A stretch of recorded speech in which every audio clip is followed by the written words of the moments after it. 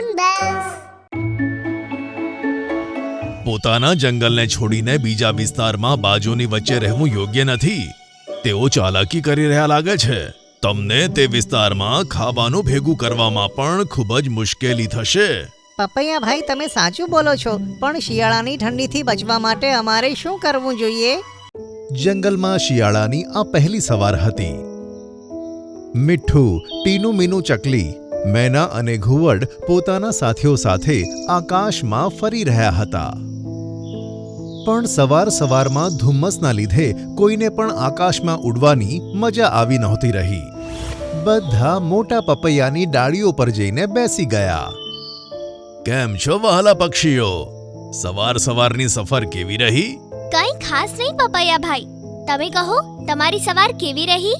મારા માટે તો સવાર સાંજ એક જ છે, અને જ્યાં સુધી તમારા કામમાં આવતો રહીશ ત્યાં સુધી ખુશ છું. પપૈયા ભાઈ, તમે બહુ સારા છો. કહીને મીઠુએ બીજા પક્ષીઓને કહ્યું કે વહાલા મિત્રો, આ વખતે ઠંડી કંઈક વધારે જ પડવાની છે. મારો વિચાર છે કે આપણે અત્યારથી જ આપણા ઘરો અને માળાઓને નીલના ફૂલોથી સજાવી દેવા જોઈએ. ત્યારે જ અત્યારથી તેઓમાં ગરમી પેદા થશે, અને આપણા માળા ઠંડીની રાતોમાં આપણને ઠંડીથી બચાવવા માટે અત્યારથી જ ગરમ થઈ જશે. હું પણ એવું જ વિચારતી હતી કે આ વખતે આપણે આ કામ પહેલાથી જ કરી દેવું જોઈએ. ચલો બધા નીલા પહાડ ઉપર જઈએ. જો કોઈ તકલીફ હોય તો મને જરૂર યાદ કરજો. સારું પપૈયા ભૈયા, ચલો બધા નીલા પહાડ ઉપર જઈએ. પછી બધા જ પક્ષીઓ નીલા પહાડ તરફ ઉડી ગયા, જ્યાં નીલના વૃક્ષો હતા. નીલના ફૂલ જંગલમાં ઉગવાવાળા બીજા બધા ફૂલો કરતા સૌથી ગરમ હોય છે. શિયાળામાં બધા જ પક્ષીઓ પોતાના ઘરો અને માળાઓને આ જ ફૂલોથી સજાવીને તેને ગરમ રાખે છે. જ્યારે પક્ષીઓ પહાડ ઉપર પહોંચ્યા ત્યારે તેમણે જોયું કે ત્યાં તો પહેલાથી જ બાજ હાજર હતા. અહીં તમે બધા જાનૈયાઓની જેમ કેમ આવ્યા છો? બાજભાઈ, અમે અમારા માળાને ગરમ રાખવા માટે અહીંયા નીલા ફૂલ લેવા આવ્યા છીએ. તમે લોકો ફૂલ અહીંયાથી નથી લઈ જઈ શકતા. આ જુઓ, અમે પહેલેથી જ કેટલા બધા ઘરો અહીંયા બનાવી દીધા છે. હવે આ ઘરોને ગરમ રાખવા માટે અમારે વધારે ફૂલોની જરૂર પડશે. આ સાંભળીને બધાએ જોયું કે બાજોએ પહેલેથી જ ત્યાં ઘણા બધા ઘરો બનાવીને રાખ્યા છે, અને તે ઝાડની ડાળી પર લટકેલા હતા. બાજભાઈ, અહીં તો ઘણા બધા ઘર છે, પણ તમે તો ફક્ત 4 જ છો. તો પછી તમે આટલા બધા ઘરનું શું કરશો?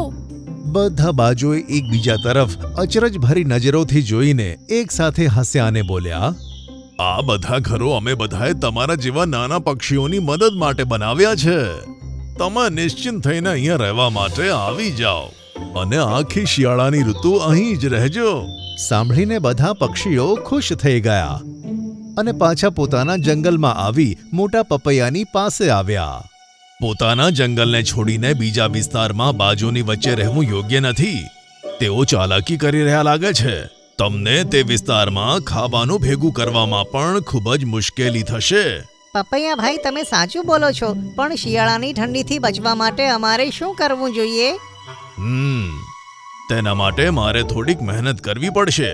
સવારે 11 વાગ્યાથી સાંજ સુધી જે તડકો આવે છે તેનાથી બચવા માટે હું પાંદડાની વચ્ચે છુપાઈ જાઉં છું.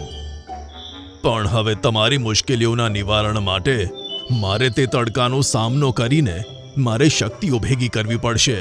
મારે આખો દિવસ તડકામાં તપવું પડશે. તેમ કરવાથી સૂરજની અંદરથી જે મારામાં શક્તિઓ આવશે તેનાથી હું તમારા બધાની મદદ કરીશ. ખરેખર તમે ખૂબ જ દયાળુ છો પપૈયા ભાઈ. પણ તમારે આટલી બધી તકલીફ લેવાની જરૂર નથી. કેમ નથી? તમે મારા પોતાના છો. શું તમે મને પારકો જાણો છો? સાંભળીને બધા ચૂપ થઈ ગયા. તે જ સમયે પપૈયું પત્તામાંથી બહાર આવ્યું. 11 વાગે તેની ઉપર તડકો પડવા લાગ્યો. તે દિવસે આખો દિવસ પપૈયું તડકામાં શેકાતો રહ્યો. તેને ઘણી તકલીફ પડી, પણ પક્ષીઓની મદદ કરવા માટે તે તડકાની અસહ્ય ગરમીને સહન કરતો રહ્યો.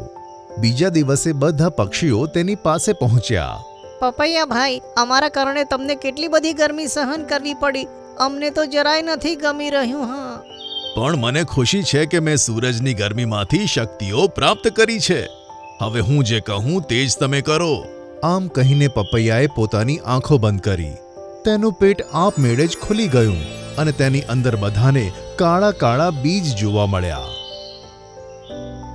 એક એક બીજ નીકાળી લો અને તે બીજને લઈને પોતાના માળામાં મૂકી દો.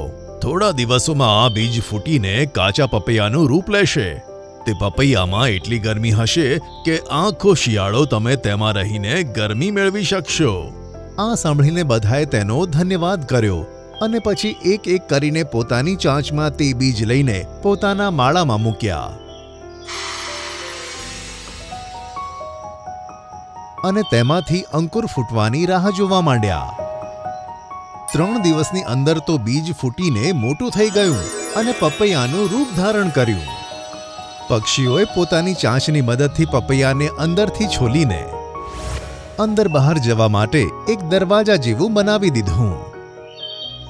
હવે તેમને રહેવા માટે એક સરસ મજાનું આરામદાયક ગરમ રહેવાલાયક ઘર મળી ગયું. બધા ખૂબ જ ખુશ થઈ ગયા અને બધા મળીને પપૈયાની પાસે પહોંચ્યા. પપૈયા ભાઈ, તમારો ખૂબ ખૂબ ધન્યવાદ.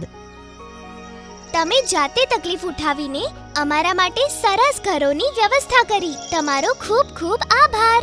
સાંભળીને મોટું પપૈયું ખૂબ ખુશ થઈ ગયું. આ બાજુ ચારે બાજ મળીને મોટી પાર્ટી મનાવતા હતા. હવે તો મજા આવવાની છે ભાઈ. બધા પક્ષીઓ મજબૂર થઈને આપણા બનાવેલા ઘરની અંદર રહેવા માટે આવશે અને પછી આપણા માટે ઘણા દિવસો સુધી ખાવાની વ્યવસ્થા થઈ જશે. ત્યાં જ તેમની પાસે ચીલ પહોંચ્યું અને બોલ્યું કે તમારો પ્લાન ફેલ થઈ ગયો છે. મોટા પપૈયાએ તેમની મદદ કરી. બધા કાચા પપૈયાની અંદર ઘર બનાવીને રહે છે. નહીં, આ તારો જ આઈડિયા હતો ને? ના ના, તારો આઈડિયા હતો. એકદમ બકવાસ આઈડિયા હતો.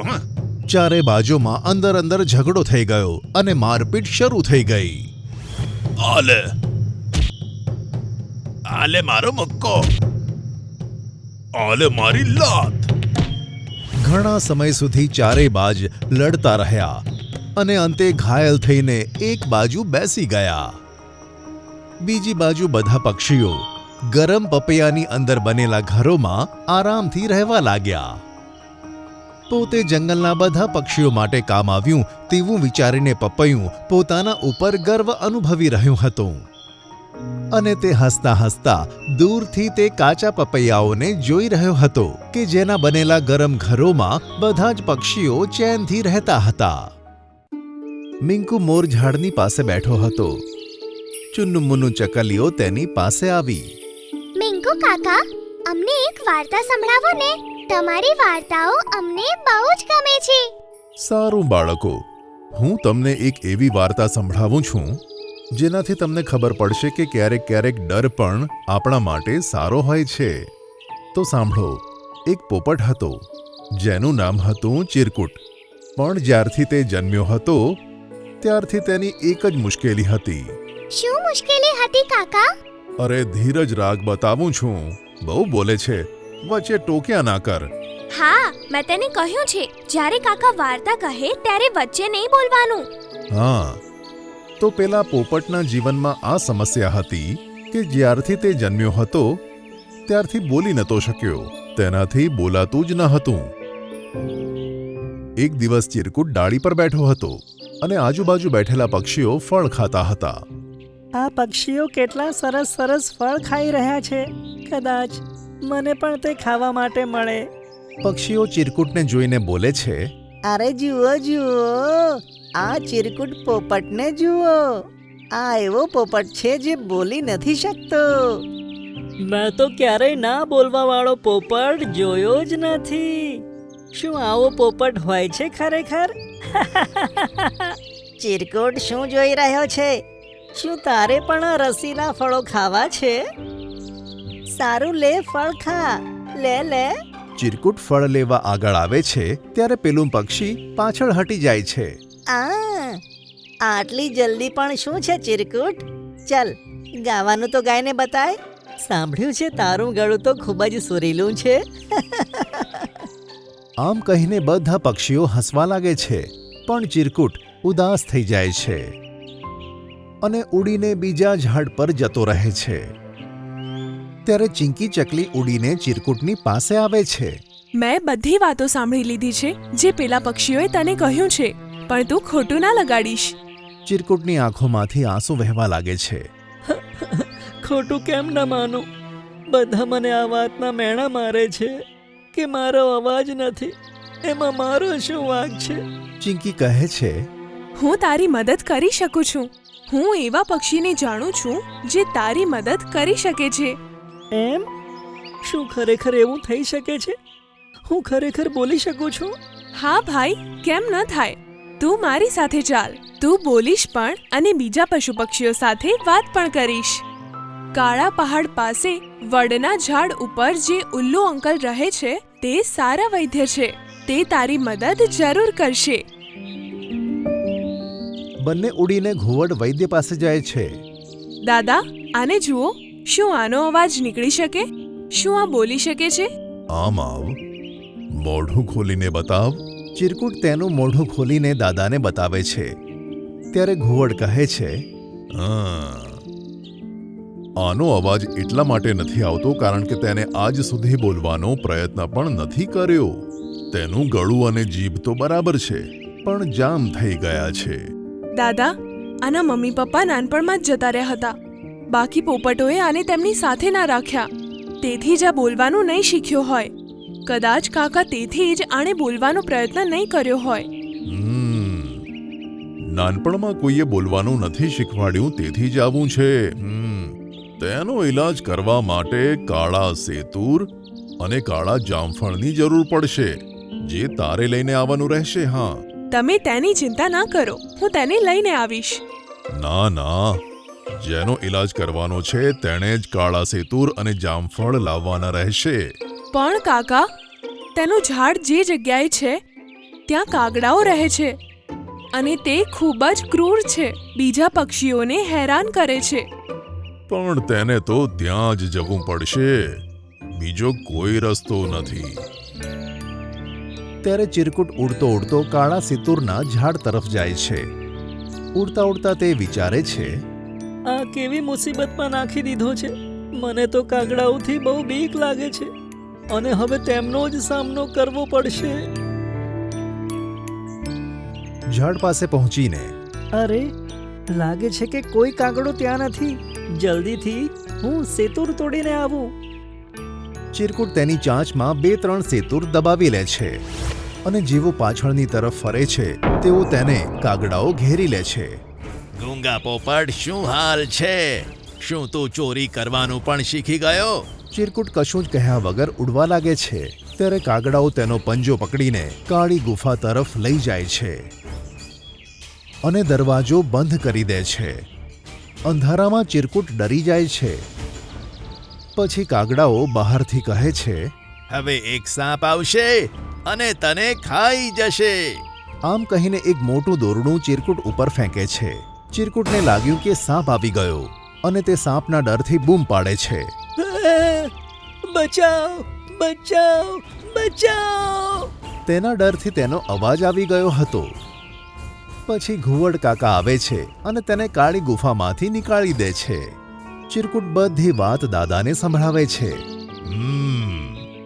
મને ખબર પડી ગઈ હતી કે તે ક્યારેય બોલવાનો પ્રયત્ન નથી કર્યો, તેથી મેં તને કાગડાની પાસે મોકલ્યો, કારણ કે તે બધા પક્ષીઓની સાથે આવું જ કરે છે.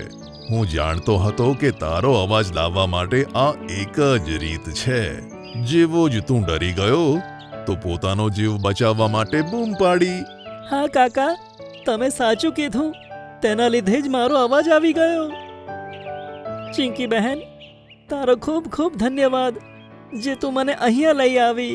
આ તો મારી ફરજ હતી અને કોઈએ સાચું જ કીધું છે. ક્યારેક ક્યારેક બીક પણ કોઈ માટે ફાયદાકારક નીવડે છે. તો ચુન્નુ મુન્નુ, તમે શું શીખ્યા? વાર્તા કેવી લાગી? વાર્તા ખૂબ જ સરસ હતી કાકા. અને અમે શીખ્યા કે ડરવું પણ જરૂરી છે. ડરથી લડવાની હિંમત મળે છે. સારું કાકા, હવે અમે જઈએ. ફરી આવીશું તમારી પાસે.